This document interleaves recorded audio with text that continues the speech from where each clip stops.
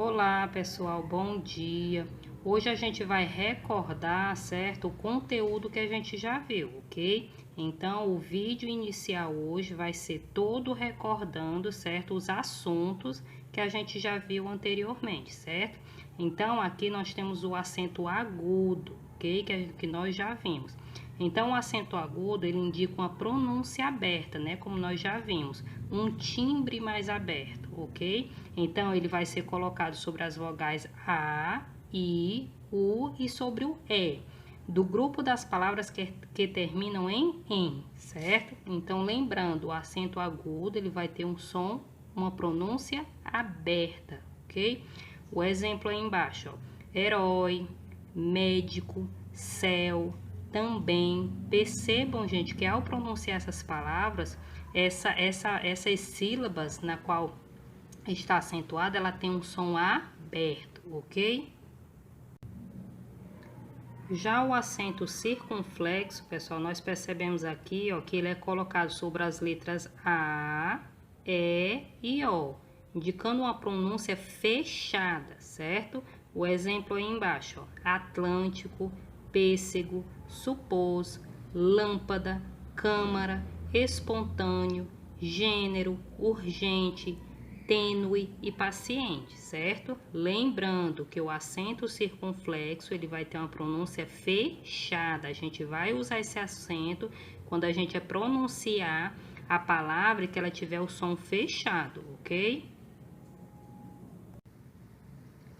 Nós temos aqui, pessoal, agora o emprego do tio, certo? O tio, pessoal, como nós já vimos, ele não é um acento, certo? Ele é um sinal gráfico, ok? E ele vai indicar a nasalidade. Ele é colocado nas letras A e O, certo? Representando as vogais nasais, certo? Então, lembrando, o emprego do tio. Esse sinalzinho tio, ele não é um acento, ele é um sinal gráfico e ele indica a nasalidade das vogais, certo? Exemplo aí, ó, coração, melão, órgão, imã, leão, rã, irmão, irmã, lã, fã, refeição, pimentão e hortelã, ok? Então, o tio, ele é um sinal gráfico, diferente dos acentos agudo e circunflexo, tá?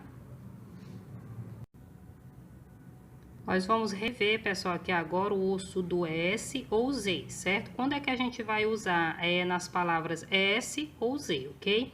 Então, no primeiro quadro aí, ó, o sufixo diminutivo inho com S, a gente só vai usar se a palavra de origem tiver S no seu radical, certo? Por exemplo aí, ó, casa, casinha. Por quê? A palavra original casa não é com S, então vai permanecer casinha no diminutivo com S, porque a palavra original está com S, ela é escrita, certo? A sua grafia é com S. Mesa, mesinha, também permaneceu escrita com S, porque a palavra original é com S, certo? Já as palavras com Z, o sufixo diminutivo inho com Z, se a palavra de origem não tiver esse S, certo? É diferente da escrita com S, certo? O exemplo aí, ó, pão, pãozinho. Então, aqui, ó, quando o diminutivo for com Z, é sinal de que a palavra original não tem S, ok? Joãozinho. Veja aí que a palavra original João não tem S. Então, quando for para o diminutivo, passar para o diminutivo, Joãozinho, ela vai ser escrita com Z, ok? Então, ó, vamos só recapitular aqui, ó. Quando a palavra original tiver S, a gente vai escrever ela no diminutivo com S. Quando não tiver o S no diminutivo, ela vai ser escrita com Z, ok? Então, é dessa forma que a gente usa o S ou o Z nas palavras, certo?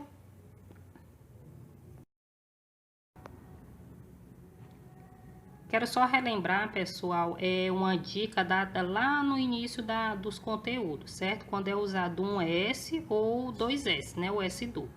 Usamos o S duplo, né, entre duas vogais. Tem um exemplo aí que mostra bem isso, a palavra passeio. Percebam aí que os S, eles estão entre duas vogais. As vogais estão de vermelho, certo?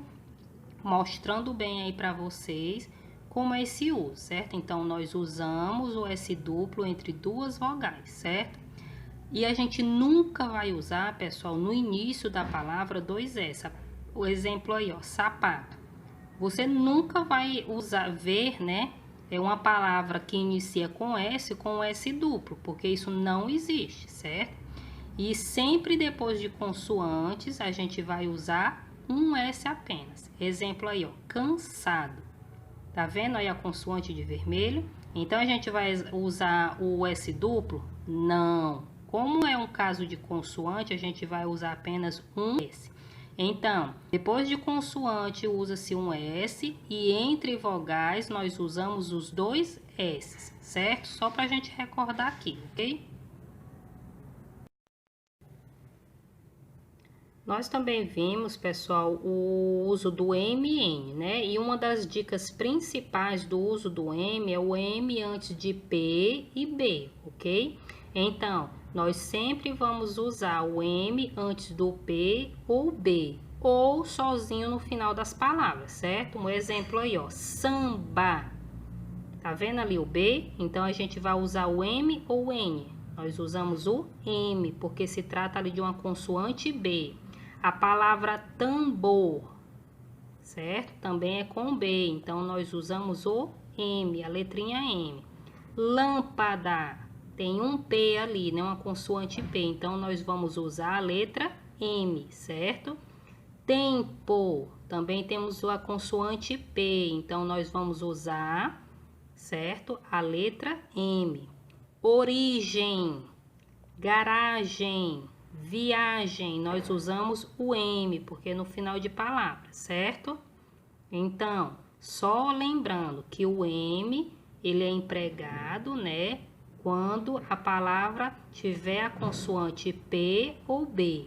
O B, ele é o que está mostrando aqui embaixo, ó. Antes das outras consoantes, usamos a letra N. Por exemplo, inverno, sentar, pensar. Percebam que essas palavras ela não tem a presença nem do P e nem do B. Nenhuma dessas consoantes está presente nessas palavras. Então, nós usamos a letra N, ok? Então, é dessa forma que nós usamos, né, o M ou o N nas palavras, né, de acordo com essas regras. Esse vídeo, pessoal, é só para a gente recordar o conteúdo passado, né? O conteúdo que a gente viu. Então, é uma forma da gente fixar melhor todas essas dicas, certo?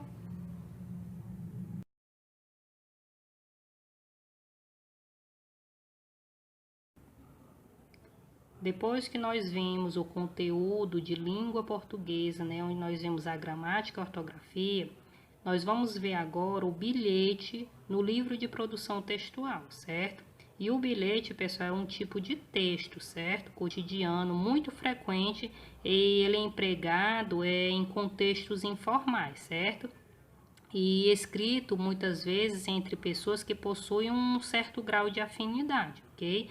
E são textos comunicativos, que contêm uma mensagem simples, certo? Ou seja, isso quer dizer o quê? Que é uma mensagem breve e objetiva, certo? E na maioria das vezes a linguagem dela é uma linguagem informal, certo? Então nós vamos ver aqui como é que é a estrutura desse gênero textual que é o bilhete, ok?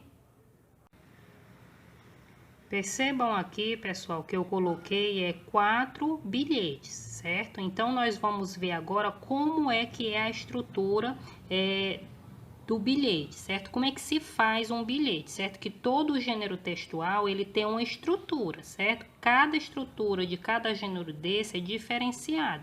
Hoje, a gente vai ver como é que é feito o bilhete, certo? Então, pessoal, a estrutura do bilhete vai ser sempre dessa forma.